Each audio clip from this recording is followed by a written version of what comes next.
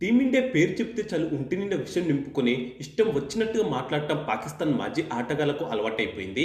ఎప్పుడు చూసినా ఏదో ఒక వంకతో టీమిండియాను తక్కువ చేసి మాట్లాడటమే వారి పని.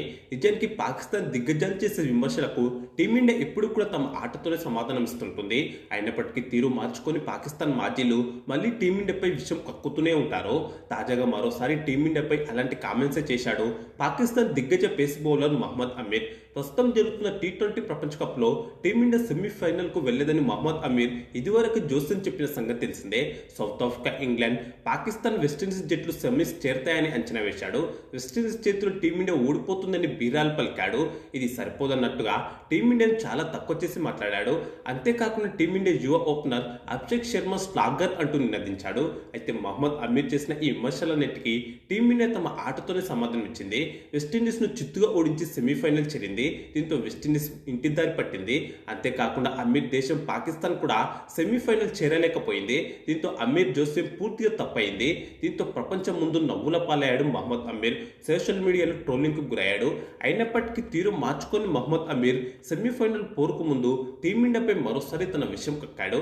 ఇంగ్లాండ్తో సెమీఫైనల్లో టీమిండియా ఓడిపోతుందని, అసలు భారత జట్టు టోర్నీ హాట్ ఫేవరెటే కాదని ఇష్టం వచ్చినట్టుగా మాట్లాడాడు.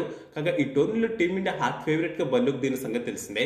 తాను చేసిన కామెంట్స్ కు అమీర్ ఇచ్చిన ఆధారాలు ఏంటంటే ఈ టోర్నీలో టీమిండియా ఫీల్డింగ్ సరిగ్గా లేదని చెప్పుకొచ్చాడు.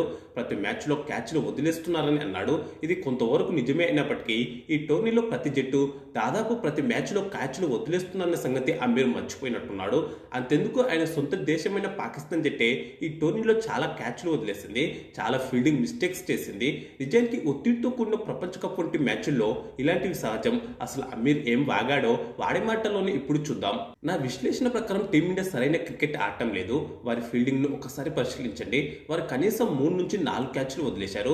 బంతిని ఆపే క్రమంలో తడబాటుకు గురయ్యారు. జస్ప్రీత్ బుమ్రా తప్ప మిగతా బౌలర్లంతా ధారాళంగా పరుగులు సమర్పించుకున్నారు. హార్దిక్ పాండ్యా పెద్ద జట్లపై సరైన ప్రదర్శన చేయలేడు. అతడు 4 ఓవర్లలో 40 పరుగులు ఇచ్చాడు. వెస్టిండీస్ బ్యాటర్లు వరుణ్ చక్రవర్తి బౌలింగ్ లోను తేలిగ్గా రన్స్ రాబట్టారు. సెమీఫైనల్స్ లో ఇతర జట్లు స్పిన్ చక్కగా ఆడగలవు. ఈ టోర్నమెంట్ లో టీమిండియా హాట్ ఫేవరెట్ కాదని నేను ఇప్పటికీ నమ్ముతున్నాను అని ఓ పాకిస్తాన్ టీవీ షోలో మహమ్మద్ అమీర్ ఈ వ్యాఖ్యలు చేశాడు.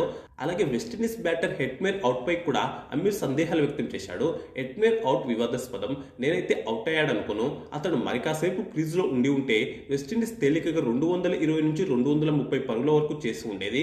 టీమిండియా టోర్నీ నుంచి నిష్క్రమించి ఉండేది అని అమీర్ ఇష్టం వచ్చినట్టుగా చెత్త వాగుడు వాగాడు. కాగా హెట్మేర్ స్పష్టంగా అవుట్ అయ్యాడని థర్డ్ ఎంపీఆర్ రివ్యూలో తేలిన సంగతి తెలిసిందే. ఇక ఇది చూసిన భారత అభిమానులు మహమ్మద్ అమీర్ కు ఈ జన్మలో బుద్ధి రాదని కామెంట్స్ చేస్తున్నారు. మరి ఈ అంశంపై మీ అభిప్రాయం తప్పకుండా కామెంట్ చేయండి. అలాగే వీడియోకు లైక్, షేర్ చేసి ఛానల్ను సబ్స్క్రైబ్ చేసుకోండి.